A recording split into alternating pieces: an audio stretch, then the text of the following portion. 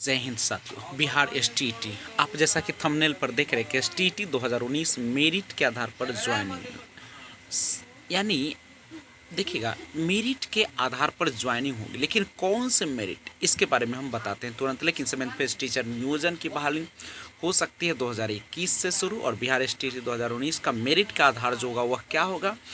तो इन तमाम चीज़ों को जानने के लिए आप लगातार इस चैनल पर बने रहे। तो आइए हम लोग बताते हैं क्या है आखिर ये मेरिट का झमेला। देखिए, बिहार एसटीईटी का जब नोटिफिकेशन आया तो वहाँ पे कहीं भी नहीं लिखा है कि जो बिहार बोर्ड जारी करेगी मेरिट उसके आधार पर बहाली होगी। तो ये बातें तो ख़त्म है कि मेरिट के आधार पर, यानी जो मेरिट और नॉट इन मेरिट है ये इसीलिए बनाया गया ताकि पता चल सके कि कौन से जो है वह टॉप पोजीशन पे आ रहे हैं, लेकिन और इससे कोई फ़ायदा नहीं दिख रही है। तो अगर आप कहते हैं कि अगर ऐसा होना चाहिए तो आपको सुपर टेट से गुजरना होगा। जब तक आप सुपर टेट से नहीं गुजरते तब तक आपको डायरेक्ट बहाली नहीं हो सकती, क्योंकि कहीं भी नोटिफिकेशन में ये नहीं दिया गया है कि जो बिहार सरकार नोटिफिकेशन में जारी किया वहाँ पे कहीं नहीं लिखा है कि मेरिट जो हम जारी करेंगे उसके आधार पर आप लोग को डायरेक्ट ज्वाइनिंग दे देंगे, ये कहीं नहीं। क्योंकि आपको जाना पड़ेगा नियोजन इकाई, और वहाँ पे जो मेरिट जारी होगा आपके ग्रेजुएशन और बीएड के मार्क्स होगा 2 से डिवाइड करके, उसके आधार पर आपको दिया जाएगा ज्वाइनिंग लेटर।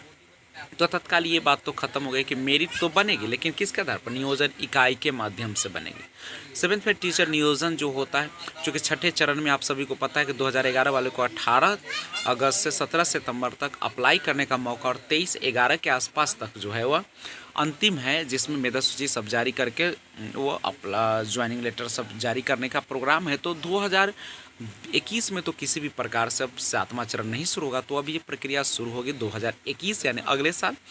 लेकिन मेरिट का आधार जो बनेगा वो आप सभी को पता ही है कि आपका ग्रेजुएशन और प्लस आपका जो होगा बीएड का डिग्री होगा, दोनों को ऐड करके मार्क्स को और 2 से डिवाइड करके बनाया जाएगा।